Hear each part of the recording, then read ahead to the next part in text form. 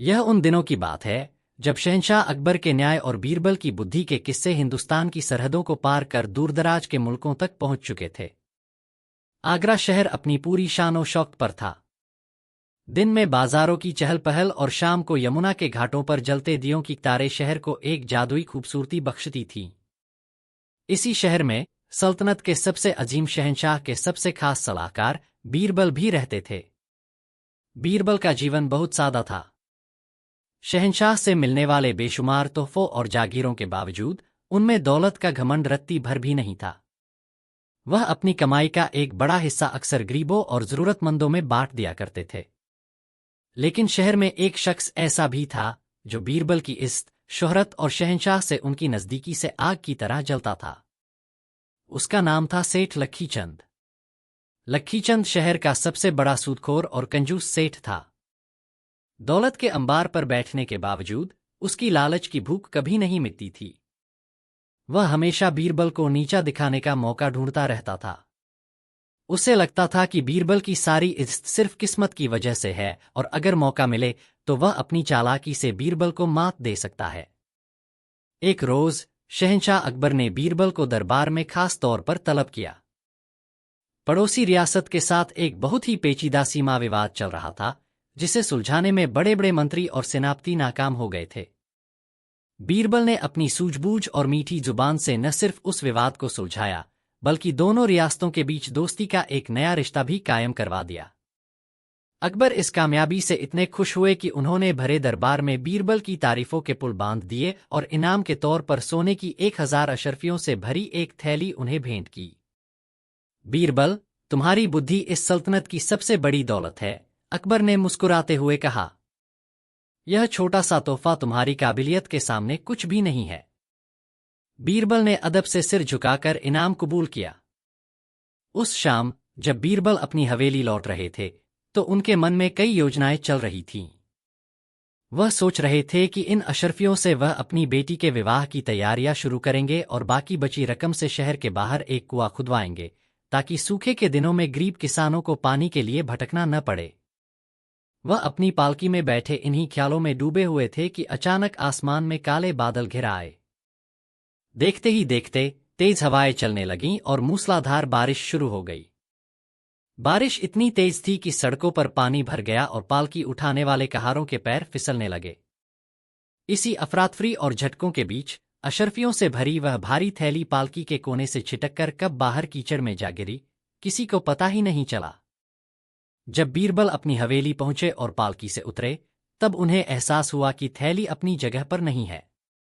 उन्होंने तुरंत कहारों को वापस भेजा और खुद भी मशाल लेकर उस रास्ते पर निकल पड़े, लेकिन तब तक बहुत देर हो चुकी थी। अंधेरे और कीचड़ में उस थैली को ढूंढ पाना नामुमकिन था। बीरबल भारी मन से घर लौट आए। उन्हें अशर्फियों के खोने का दुख तो था, लेकिन उससे ज्यादा चिंता इस बात की थी कि उनकी नेक योजनाएं अब अधूरी रह जाएंगी।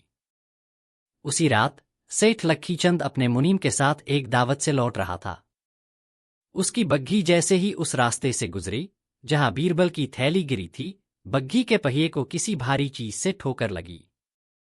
सेठ ने बग्घी रुकवाई और अपने नौकर को मशाल लेकर नीचे उतरने का हुक्म दिया। नौकर ने जैसे ही कीचड़ में सनी उस भारी थैली को उठाया, उसकी आंखें फटी की फटी रह गईं। वह दौड़कर सेठ के पास आया और कांपते हुए बोला, सेठ जी, यह तो सोने की अशर्फियों से भरी है। लक्खीचंद ने थैली अपने हाथ में ली और उसे खोलकर देखा। अंदर सोने की अशर्फियां चांदनी रात में जुगनुओं की तरह चमक रही थीं। थैली पर मुगल सल्तनत की शाही मुहर लगी थी, जिसे देखकर सेठ तुरंत समझ गया कि यह थैली जरूर किसी बड़े दरबारी या मंत्री की है, और इस वक्त आगरा में बीरबल से बड़ा कौन हो सकता है। एक पल के लिए उसके मन में ख्याल आया कि यह थैली उसके असली मालिक को लौटा दे, लेकिन फिर उसकी लालची आंखों के सामने 1000 सोने की अशर्फियों का ढेर नाचने लगा। उसने सोचा, बीरबल के पास तो दौलत की कोई कमी नहीं। शहंशाह उसे रोज इनाम देते हैं। उसके लिए यह महज 1000 अशर्फियां हैं, लेकिन मेरे लिए यह एक बहुत बड़ी रकम है।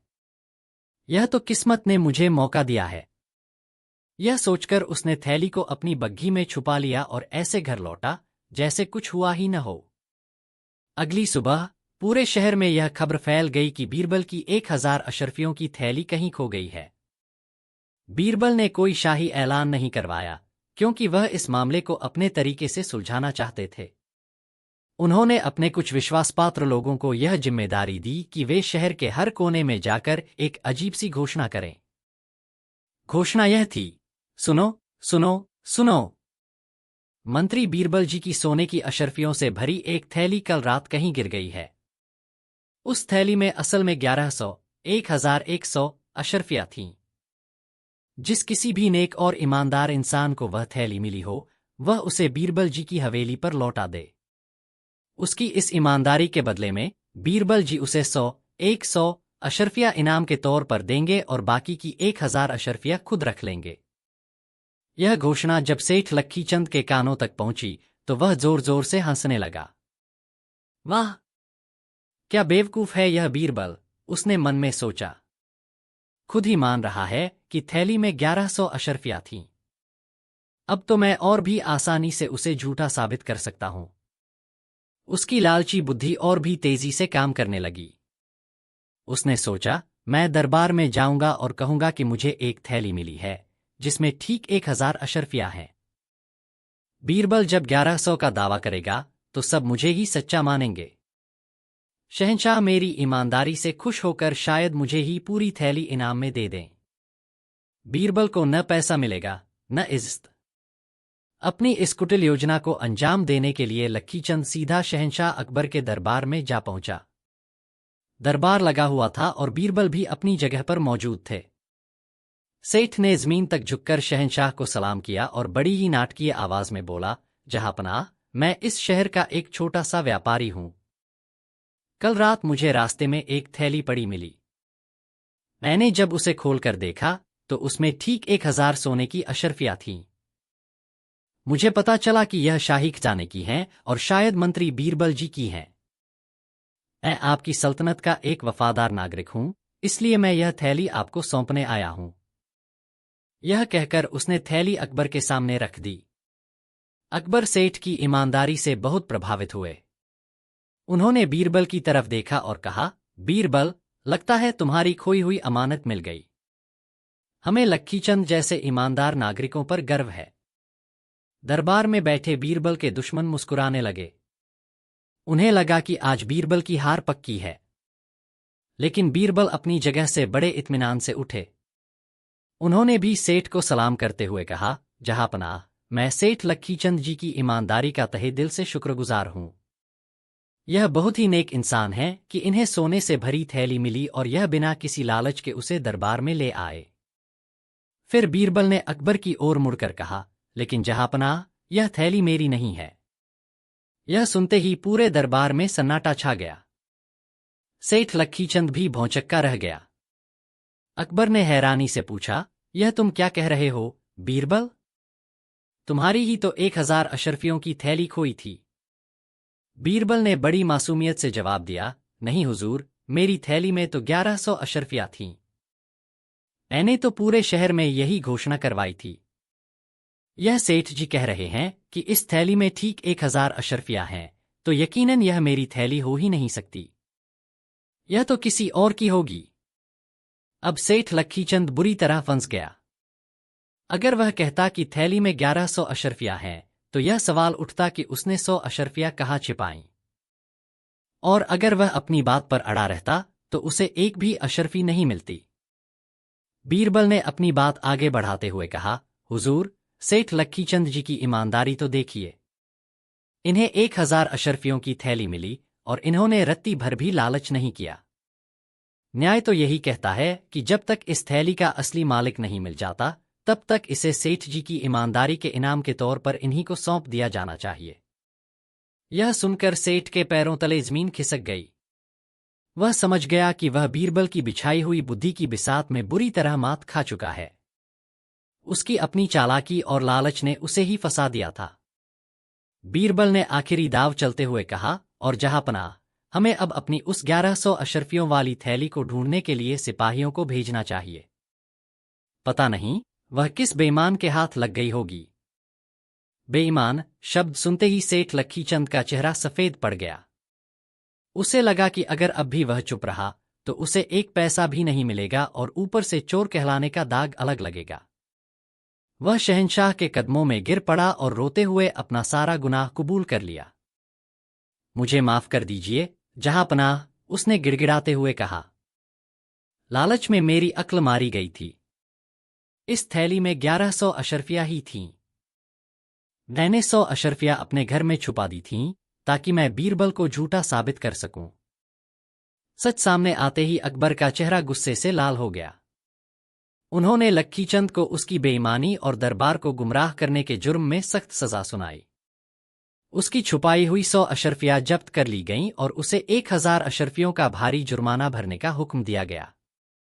बीरबल को उनकी पूरी रकम वापस मिल गई। दरबार में मौजूद हर एक व्यक्ति बीरबल की इस अनोखी न्याय पद्धति को देखकर दंग था। उन्होंने बिना किसी सबूत के, सिर्फ अपनी बुद्धि के बल पर चोर को खुद अपना गुनाह कबूल करने पर मजबूर कर दिया था। उस दिन के बाद सेठ लक्कीचंद ने लालच और बेईमानी से हमेशा के लिए तौबा कर ली। और यह किस्सा एक बार फिर इस बात की मिसाल बन गया कि बीरबल की बुद्धि के सामने बड़ी से बड़ी चालाकी भी घुटने टेक देती है।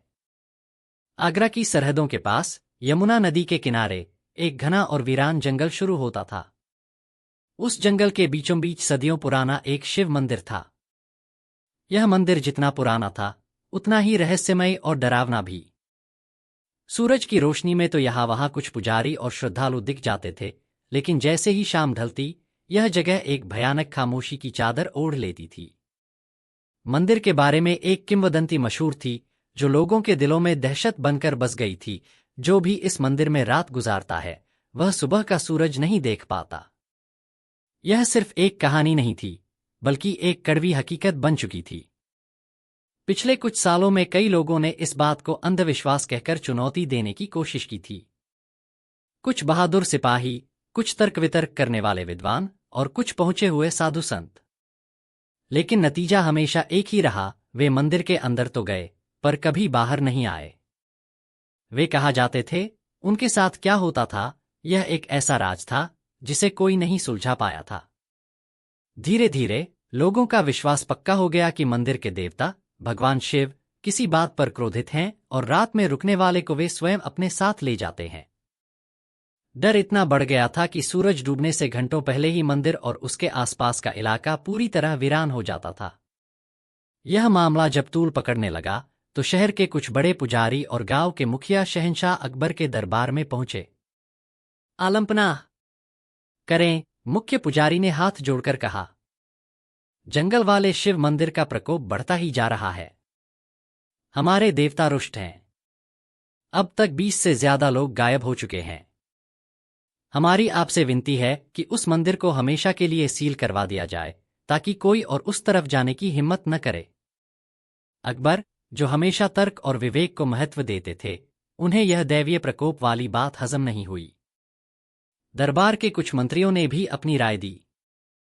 एक ने कहा, हुजूर, हो सकता है यह किसी जंगली जानवर का काम हो। दूसरे ने शंका जताई, मुझे तो यह किसी लुटेरों के गिरोह की साजिश लगती है जो लोगों को डराकर कोई खजाना ढूंढ रहे होंगे। शहंशाह ने कुछ देर गहरी सोच में डूबने के बाद कहा, हम अपनी रियाया को इस तरह डर और वहम में जीते हुए नहीं देख सकते। यह मामला चाहे दैवीय हो या इंसानी, हम इसकी तह तक पहुंचकर रहेंगे। अकबर ने ऐलान किया, जो कोई भी इस मंदिर के रहस्य से पर्दा उठाएगा उसे सल्तनत की तरफ से 5000 अशर्फियों का इनाम दिया जाएगा। इनाम की घोषणा होते ही कई जांबाज और लालची लोग अपनी किस्मत आजमाने के लिए तैयार हो गए। सबसे पहले सल्तनत के 2 सबसे बहादुर सिपाही दिलावर खान और शेर अफगन पूरी तैयारी के साथ मंदिर में रात गुजारने गए।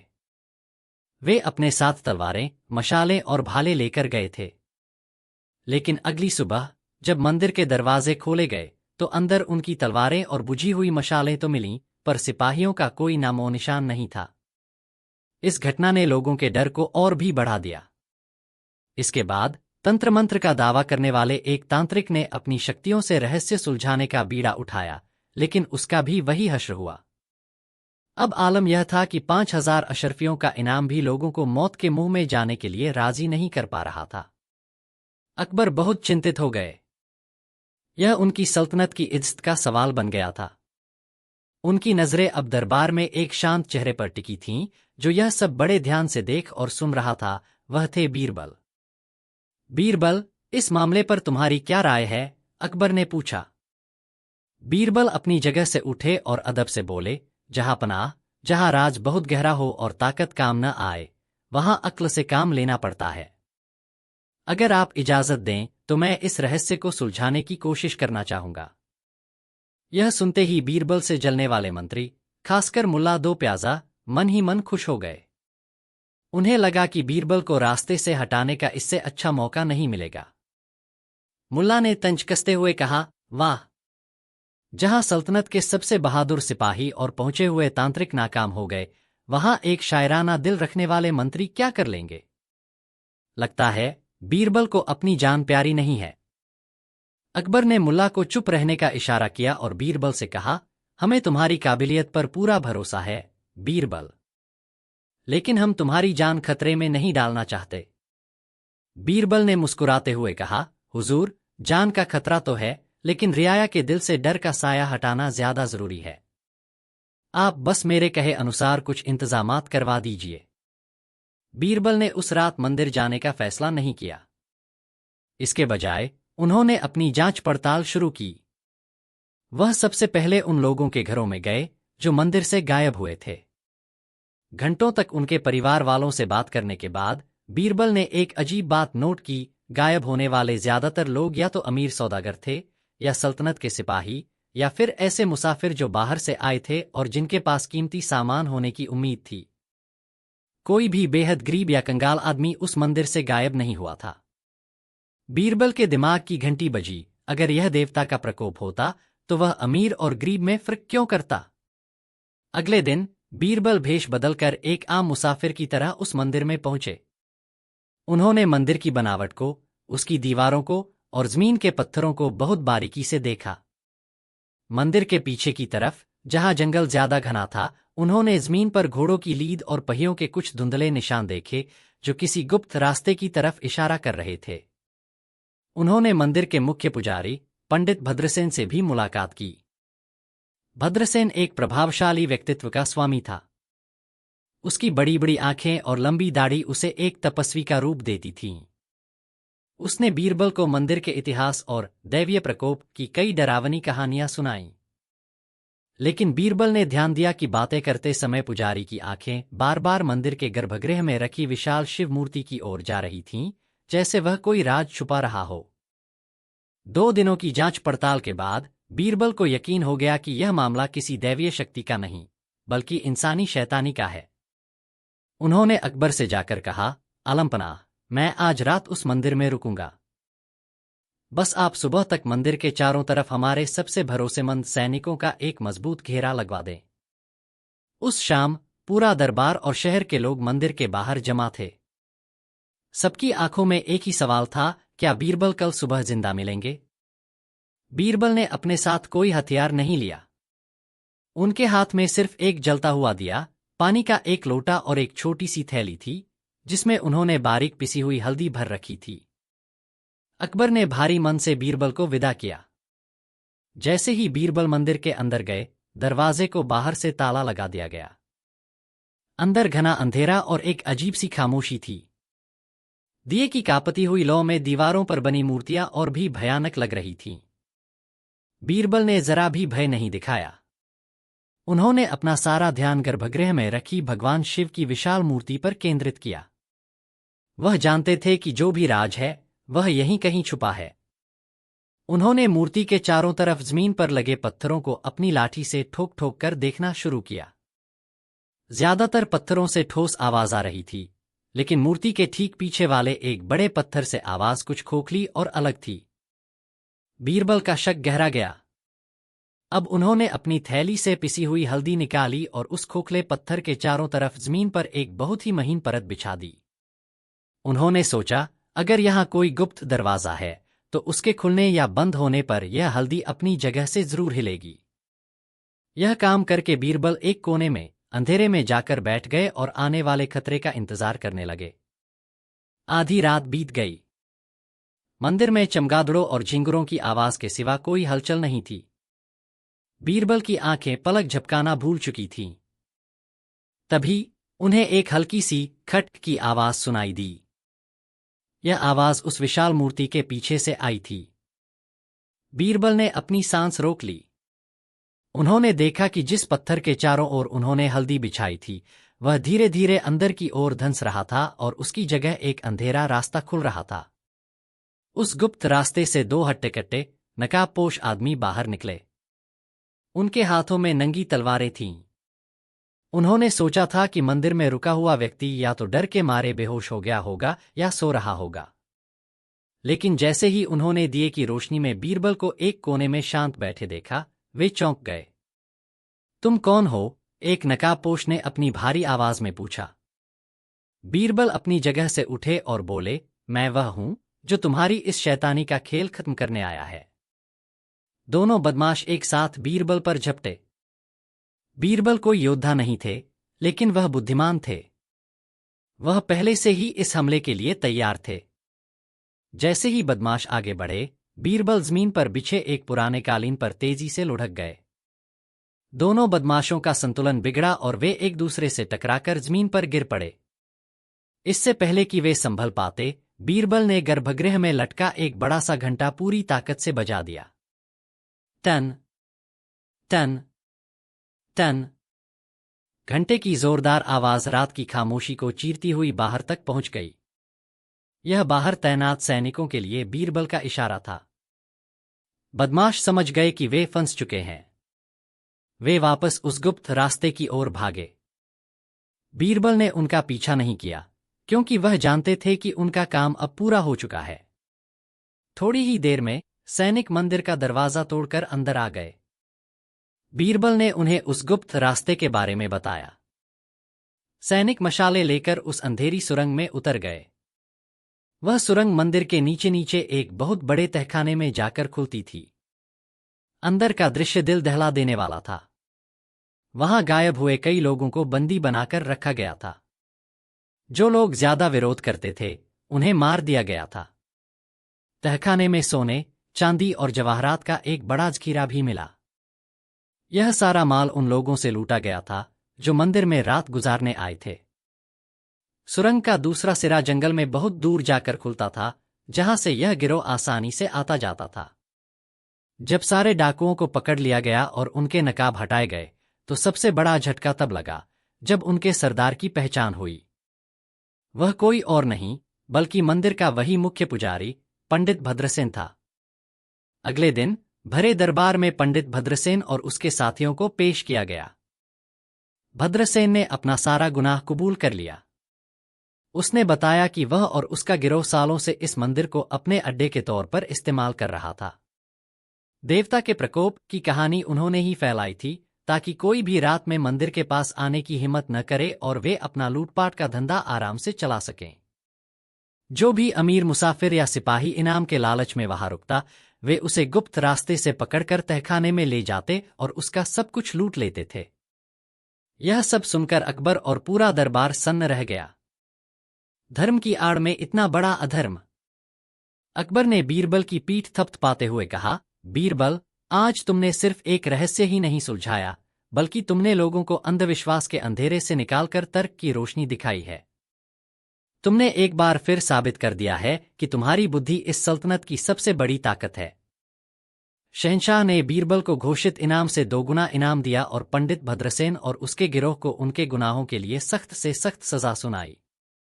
उस दिन के बाद वह शिव मंदिर डर और दहशत की जगह नहीं, बल्कि बीरबल की अक्लमंदी की मिसाल बन गया।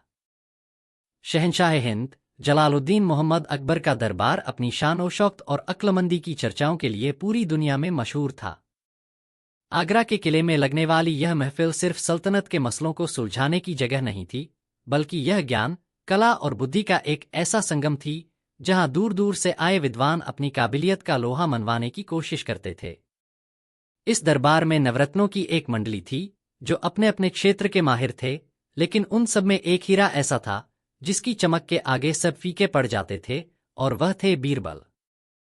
बीरबल की पदवी तो एक मंत्री की थी, लेकिन वह शहंशाह अकबर के दोस्त, सलाहकार और मुश्किल समय के सबसे भरोसेमंद साथी थे। जहां बड़ी बड़ी तलवारें और विशाल सेनाएं काम नहीं आती थीं, वहां बीरबल की तेज बुद्धि और हाजिर जवाबी चुटकियों में मसले हल कर देती थी। अकबर को बीरबल की अक्ल पर बहुत नाज था, लेकिन कभी कभी उनके मन में एक सवाल उठता, क्या बीरबल सच में दुनिया का सबसे बुद्धिमान व्यक्ति है, या उससे भी ज्यादा समझदार कोई और हो सकता है?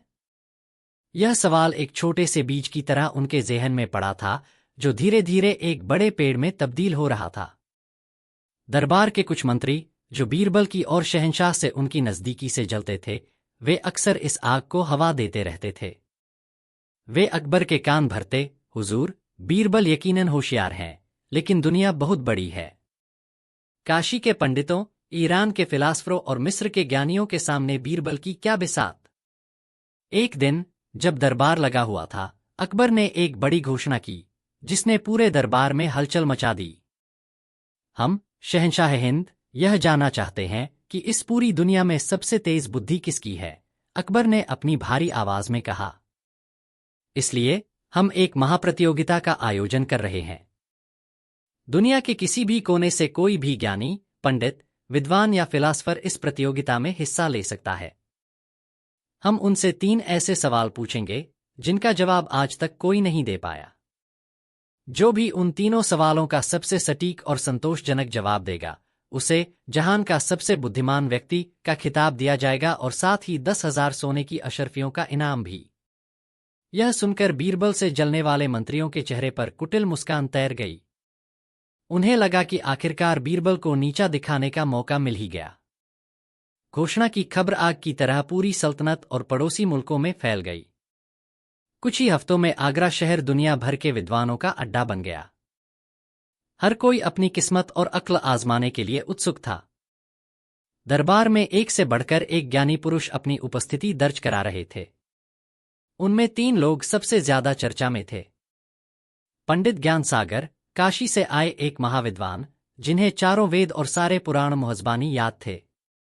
उनके चेहरे पर ज्ञान का ऐसा तेज था कि देखने वाला नतमस्तक हो जाए, लेकिन उनकी आंखों में अपने ज्ञान का घमंड भी साफ झलकता था। फैसलुफ ज़मानी, ईरान से आया एक मशहूर फिलासफर, जो तर्कशास्त्र का बादशाह माना जाता था। वह हर बात को अपनी जटिल दलीलों के जाल में ऐसा उलझा देता था कि सामने वाला अपनी बात ही भूल जाए। ज्योतिषी भास्कर, उज्जैन के एक महान ज्योतिषी, जो सितारों की चाल देखकर भविष्य बताने का दावा करते थे। उनका कहना था कि बुद्धिमान वही है जो होने वाले कल को आज ही देख ले। यह सब देखकर अकबर बहुत प्रसन्न थे। दरबार खचाखच भरा हुआ था। बीरबल हमेशा की तरह अपनी जगह पर शांत बैठे थे और अपनी दाढ़ी पर हाथ फेरते हुए सब कुछ देख रहे थे। प्रतियोगिता का दिन आया। अकबर अपने सिंहासन पर विराजमान हुए और उन्होंने पहला सवाल पूछा, जिसने दरबार में बैठे बड़े बड़े ज्ञानियों के सिर चकरा दिए। पहला इम्तिहान, हाथी का वजन। अकबर ने अपने प्रिय और विशालकाय हाथी, महाबली, की ओर इशारा करते हुए कहा, हमारा पहला सवाल यह है कि कोई भी व्यक्ति इस हाथी का बिल्कुल सटीक वजन बताए, लेकिन शर्त यह है कि किसी भी तरह के तराजू का इस्तेमाल नहीं किया जाएगा। यह सवाल सुनकर सब सन्न रह गए। बिना तौले किसी जानवर का वजन बताना तो असंभव था। पंडित ज्ञान सागर खड़े हुए और बोले, महाराज, हमारे प्राचीन ग्रंथों में गजशास्त्र का वर्णन है, जिसमें हाथी के डील डौल, उसकी सूंड की लंबाई और पैरों की मोटाई के आधार पर उसके वजन का अनुमान लगाने की विधि बताई गई है। यह कहकर उन्होंने संस्कृत के कुछ श्लोक पढ़े और एक अनुमानित वजन बताया, जो किसी को भी विश्वसनीय नहीं लगा। फैसलुफ ज़मानी ने अपनी दार्शनिक भाषा में कहा, जहांपनाह, वजन तो एक सापेक्षिक अवधारणा है। पहले हमें यह तय करना होगा कि हम वजन को किस दृष्टिकोण से देख रहे हैं। वह अपनी बातों में ऐसे उलझे कि मूल सवाल ही पीछे छूट गया। ज्योतिषी भास्कर ने आसमान की तरफ देखकर कहा, हुजूर, ग्रहों की दशा बता रही है कि इस हाथी का वजन एक शुभ अंक पर ही आधारित होगा। अकबर किसी के भी जवाब से संतुष्ट नहीं हुए। उनकी नजरें अब बीरबल को ढूंढ रही थीं, जो अब तक चुप थे। अकबर ने पूछा, बीरबल, क्या तुम इस सवाल का जवाब दे सकते हो?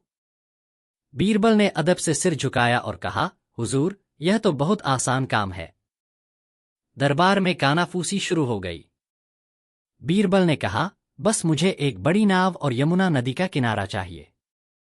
अकबर के आदेश पर तुरंत इंतजाम किया गया। महाबली हाथी को लेकर सब लोग यमुना के किनारे पहुंचे। बीरबल ने हाथी को एक बड़ी नाव पर चढ़ाने का आदेश दिया।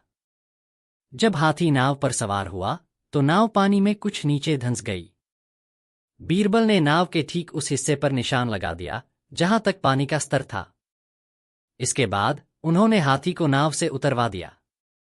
नाव फिर से ऊपर उठ गई।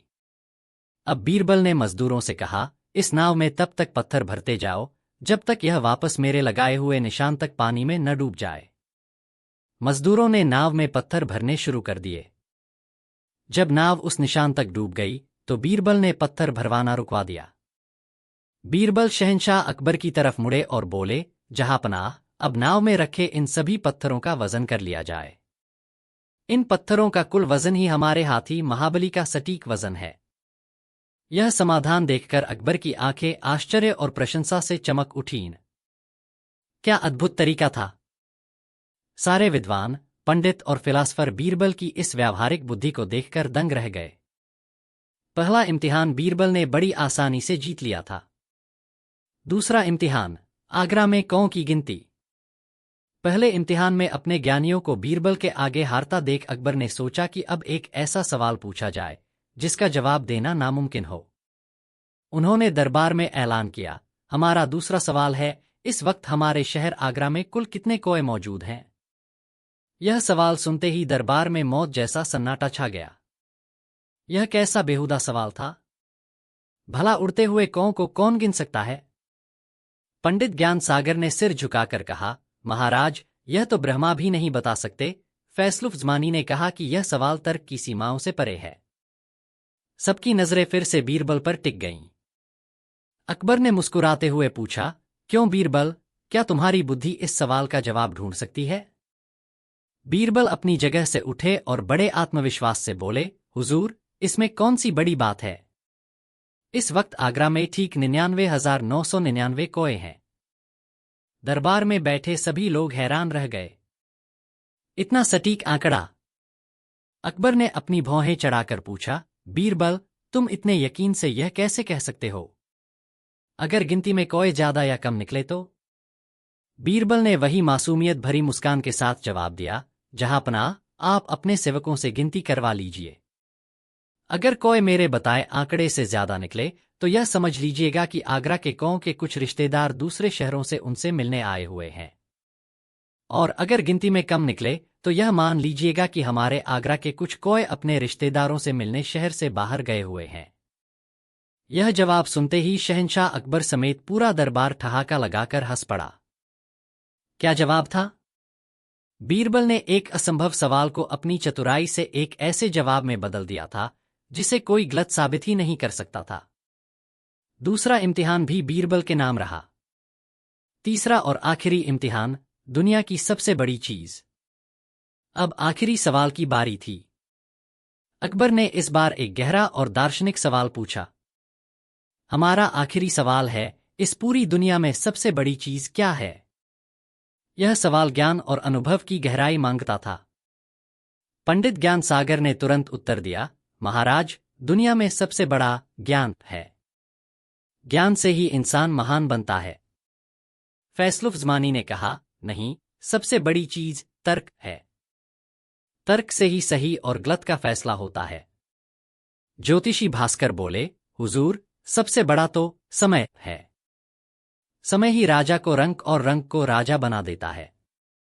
अकबर को जवाब तो मिले, लेकिन उनका दिल किसी भी जवाब से पूरी तरह संतुष्ट नहीं हुआ। उन्होंने उम्मीद भरी नजरों से बीरबल की ओर देखा। बीरबल, तुम्हारी नजर में दुनिया की सबसे बड़ी चीज क्या है? बीरबल ने एक लंबी सांस ली और बोले, जहांपनाह, मेरी नजर में दुनिया की सबसे बड़ी चीज है जरूरत। दरबार में एक बार फिर खामोशी छा गई। जरूरत? यह कैसा जवाब था? बीरबल ने समझाना शुरू किया, हुजूर, जब इंसान को जरूरत नहीं होती तो वह एक कदम भी नहीं चलता।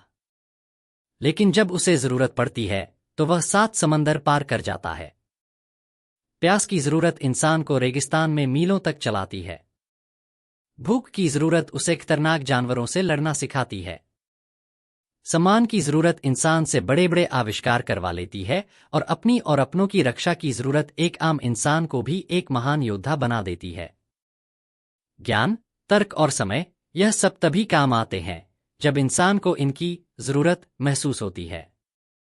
जरूरत ही है जो हर आविष्कार की जननी है और हर बड़े काम के पीछे की असली ताकत है।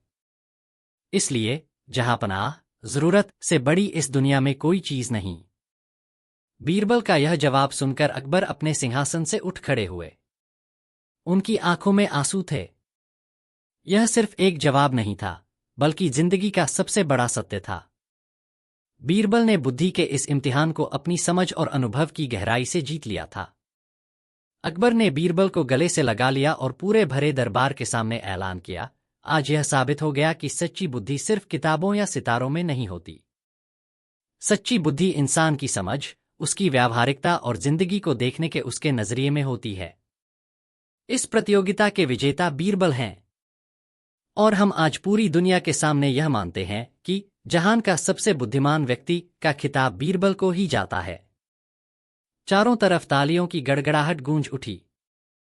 जो विद्वान बीरबल को हराने का सपना लेकर आए थे, आज वे भी उनके सामने सिर झुकाए खड़े थे।